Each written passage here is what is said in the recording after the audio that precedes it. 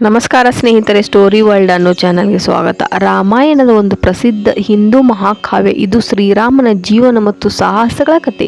ರಾಮನು ಅಯೋಧ್ಯೆ ರಾಜ, ದಶರಥನ ಮಗ ಮತ್ತು ವಿಷ್ಣುವಿನ 7ನೇ ಅವತಾರ ಎಂದು ನಂಬಲಾಗಿದೆ. ರಾಮಾಯಣದಲ್ಲಿ ರಾಮನ ಜನನ, ಬಾಲ್ಯ, ವಿವಾಹ, ವನವಾಸ, ರಾಮನೊಂದಿಗೆ ಯುದ್ಧ ಮತ್ತು ಅಯೋಧ್ಯೆಗೆ ಮರಳುವ ಕತೆ. ಜನನ ಮತ್ತು ಬಾಲ್ಯ. ದಶರಥನಿಗೆ ಮಕ್ಕಳಿದ್ದಾಗ ಪುತ್ರ ಕಾಮಿಷ್ಟಿ ಯಾಗವನ್ನು ಆಚರಿಸಿದನು. ಈ ಯಾಗದಲ್ಲಿ ಫಲವಾಗಿ ರಾಮ, ಲಕ್ಷ್ಮಣ ಮತ್ತು ಭರತ ಮತ್ತು ಶತ್ರುಘ್ನರು ಜನಿಸಿದರು. ರಾಮನು ಅಯೋಧ್ಯೆಯ ರಾಜನಾಗಿ ಬೆಳೆದನು ಮತ್ತು ಬಾಲ್ಯದಲ್ಲೇ ಧೈರ್ಯಶಾಲಿ ಮತ್ತು ವಿದ್ಯಾವಂತನಾಗಿದ್ದನು.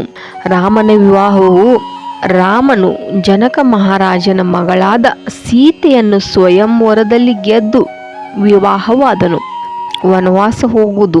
ಕೈಕೇಯಿ ಎಂಬ ರಾಣಿಯ ಮಾತಿನಿಂದ ದಶರಥನು ರಾಮನಿಗೆ 14 ವರ್ಷಗಳ ವನವಾಸವನ್ನು ವಿಧಿಸುತ್ತಾನೆ. ಸೀತೆ ಮತ್ತು ಲಕ್ಷ್ಮಣ ಕೂಡ ರಾಮನೊಂದಿಗೆ ವನವಾಸಕ್ಕೆ ಹೋಗುತ್ತಾರೆ.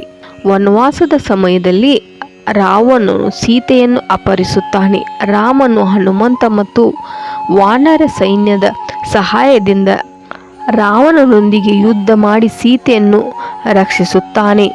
ಯುದ್ಧದ ನಂತರ ರಾಮ, ಸೀತಾ ಮತ್ತು ಲಕ್ಷ್ಮಣ ಅಯೋಧ್ಯೆಗೆ ಮರಳುತ್ತಾರೆ ಮತ್ತು ರಾಮನು ರಾಜನ ಪಟ್ಟಾಭಿಷೇಕವನ್ನು ಧರಿಸುತ್ತಾನೆ.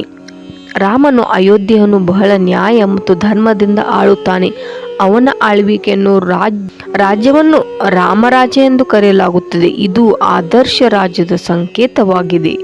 ರಾಮಾಯಣವು ಧರ್ಮ, ಕರ್ತವ್ಯ, ಭಕ್ತಿ ಮತ್ತು ತ್ಯಾಗದ ಮೌಲ್ಯಗಳನ್ನು ಎತ್ತಿ ಹಿಡಿಯುತ್ತದೆ. ಇದು ಭಾರತೀಯ ಸಂಸ್ಕೃತಿಯಲ್ಲಿ ಮಹತ್ವದ ಸ್ಥಾನವನ್ನು ಪಡೆದಿದೆ.